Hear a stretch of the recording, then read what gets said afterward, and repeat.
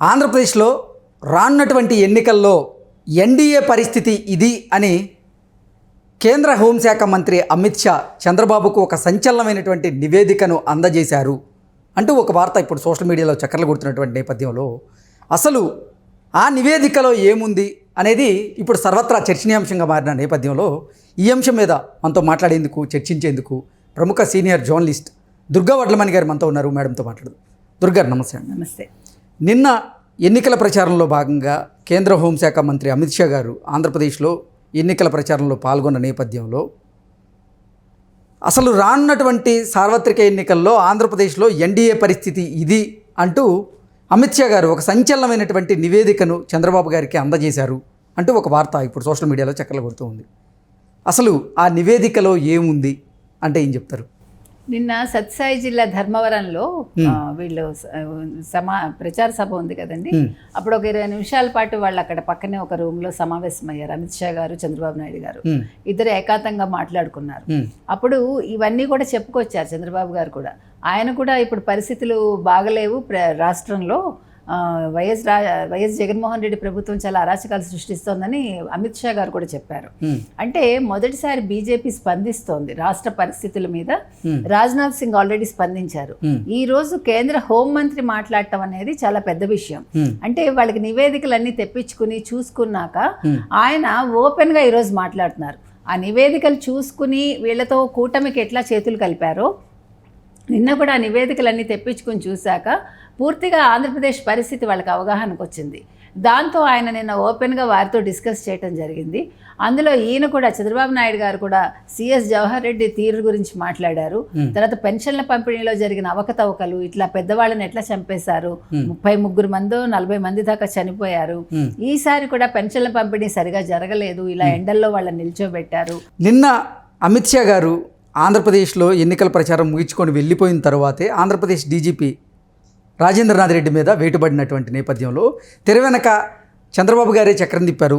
అసలు ఆంధ్రప్రదేశ్లో డీజీపీ చేస్తున్నటువంటి అరాచకాలను ఆయన జగన్మోహన్ రెడ్డికి ఏ రకంగా కొమ్ము కాస్తున్నారు అనేటువంటి విషయాలను చంద్రబాబు గారే అమిత్ షా దృష్టికి తీసుకువెళ్లారు. దాని తర్వాతే అమిత్ షా ఒక నిర్ణయం తీసుకొని అమిత్ షా నిర్ణయం వల్లే డీజీపీ మీద వేటు వేసింది కేంద్ర ఎన్నికల సంఘం అంటూ కూడా కొన్ని వార్తలు అయితే వస్తూ ఉన్నాయి. దీన్ని ఎలా చూడొచ్చు మేడం? అదే ఇప్పుడు ఇవన్నీ చెప్పారు కదండి, ఇట్లా జరిగాయి, ఇట్లా జరుగుతున్నాయి, ఇట్లా ఇప్పుడు డీజీపీ ఇట్లా కొమ్ము కాస్తున్నారు, ఆ తర్వాత ఈయనెవరు సిఎస్ ఇట్లా ఉన్నారు, ఇవన్నీ చెప్పాక అసలు ఇవన్నీ ఎప్పుడో జరగాల్సిన పనులు. కాకపోతే నిన్న వెంటనే ఆయన స్పందించి మీరు చెప్పినట్టుగా వారు వెళ్ళగానే డీజీపీని ట్రాన్స్ఫర్ చేశారు. సో ఇప్పుడు లైన్ లో ఇంకా నెక్స్ట్ సిఎస్ ఉన్నారు. సిఎస్ కూడా ఇవాళ రేపు ట్రాన్స్ఫర్ అయ్యే అవకాశాలు అయితే ఖచ్చితంగా 100% ఉన్నాయి. ఇక మీరు చెప్పిన సర్వే విషయానికి వస్తే మనకు ఆల్రెడీ ఐపాక్ సర్వే వచ్చింది. ఐపాక్ ఎవరిది? సజ్జల రామకృష్ణారెడ్డి కొడుకు సజ్జల భార్గవ్ రెడ్డిది. ఆయన తీసుకొచ్చిన సర్వేలో ఎప్పుడూ లేనిది 123 కూటమికి వస్తాయని వచ్చింది అని మనకు వార్తలు వచ్చాయి సర్వే గురించి. అందులో 19 ఎంపీ సీట్లు కూటమి, తెలుగుదేశం కూటమికి వస్తాయని. అంటే 50-52 మాత్రమే వాళ్ళ వైసీపీకి వస్తాయి, 6 ఎంపీ సీట్లు మాత్రమే వస్తాయని ఆ సర్వే బయటకు వచ్చింది. అసలు అది వచ్చాకే జగన్మోహన్ రెడ్డి చిందులేయటం ఎక్కువైంది అని మనం విన్నాం. ఆల్రెడీ ఇప్పుడు 11 సర్వేలు వచ్చేసాయి మనకి. 11 సర్వేల్లో ఎక్కువ శాతం మనకి తెలుగుదేశం కూటమికే హవా అని చెప్పి వచ్చింది. ఆర్టీవీ సర్వే కూడా అదే చెప్పింది, అదే మొన్నను. ఇప్పుడు మీరు చెప్పినట్టుగా ఇప్పుడు తాజా సర్వే ఎవరు చెప్పారు? అమిత్ షా. అమిత్ షా అంటే కేంద్ర హోంశాఖ మంత్రి చెప్పిన విషయాలు ఫైనల్ గా మనం తీసుకోవచ్చు. ఎందుకంటే వాళ్ళు ఒక్కొక్క నియోజకవర్గాల్లో వాళ్ళ మనుషుల్ని పంపించి వాళ్ళ అన్ని వివరాలు సేకరించి అసలు అక్కడ ఇంటెలిజెన్స్ టీమ్ ఉంటుంది కదా, ఇంటెలిజెన్స్ టీమ్ పంపించి ఇంటెలిజెన్స్ టీమ్ ఇచ్చిన రిపోర్ట్స్ ఆధారంగా నిన్న ఆయన ఏం చెప్పారంటే 130 నుంచి 145 ఖచ్చితంగా తెలుగుదేశం కూటమికి వస్తాయి. అంటే జనసేన, బీజేపీ 3 కలిపి. అదే విధంగా 23 సీట్లు ఎంపీ సీట్లు గెలుస్తాము అని నిన్న ఆయన ధీమా వ్యక్తం చేశారట. ఇంకొక విషయం ఏంటంటే ఆయన నిన్న మీటింగ్ లో కూడా మీరు చూస్తే చంద్రబాబుని ఒక విజన్ ఉన్న వ్యక్తి, జగన్మోహన్ రెడ్డి ఒక అవినీతి పరుడు అంటూ చెప్పుకుంటూ వచ్చారు మనకు తెలిస్తే. అంటే ఇది ఒక మంచి పరిణామం అండి. At least before better late than never అని ఎప్పుడో లాస్ట్ మినిట్ కైనా కూడా, అంటే ఒక వారం ముందైనా కూడా వాళ్ళు మొత్తం పరిస్థితులు అవగాహన చేసుకున్నారు. అంటే మేము కూటమిలోకి వచ్చి తప్పు చేయలేదు అనే భావన నిన్న వాళ్ళకి వచ్చింది, వీళ్ళతో చేతులు కలపడం వల్ల మనకి ప్లస్ అయింది అనే సంకేతాలు వాళ్ళకి వచ్చాయి.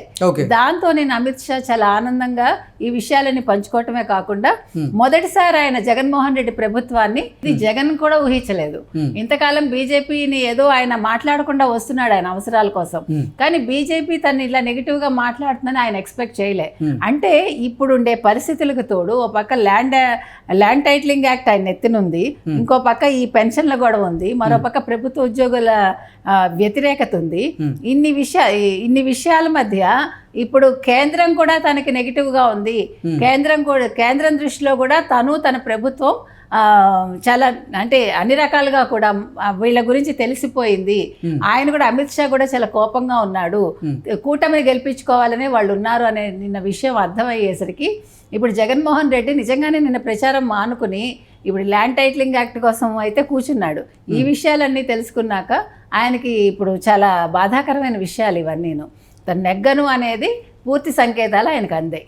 ఓకే, సో అమిత్ షా గారి రిపోర్టు ప్రకారంగా ఆంధ్రప్రదేశ్లో జరగబోతున్నటువంటి ఎన్నికల్లో టీడీపీ కూటమి అలాగే ఎన్డీఏ కూటమి 145 అసెంబ్లీ స్థానాలను గెలవబోతుంది, అలాగే 23 ఎంపీ స్థానాలను గెలవబోతుంది అనేదే ఆ నివేదికలో ఉందంటారు?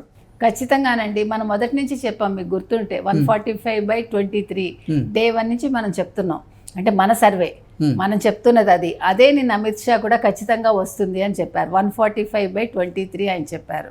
అంటే 145/23 అంటే ఇప్పుడు ఇంకా ఎంత రిమైనింగ్ 30 సీట్స్ వైసీపీకి వెళ్ళే అవకాశం ఉంది.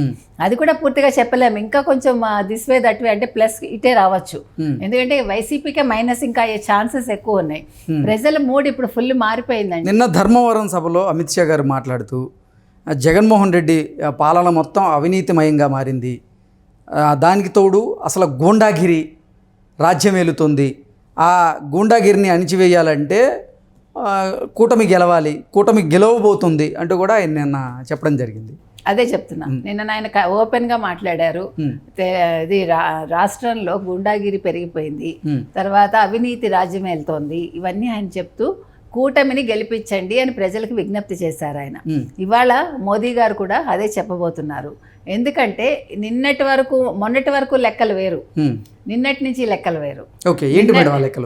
మరి అదే ఇప్పుడు అమిత్ షాకి అంటే కేంద్రం కూడా కళ్ళు తెరిచింది చెప్పాలంటే.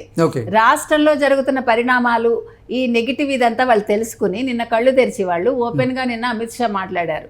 రాజ్నాథ్ సింగ్ కూడా నిన్న మళ్ళీ మాట్లాడారు ఇదే విషయం. తర్వాత ఇవాళ మోదీ మాట్లాడబోతున్నారు.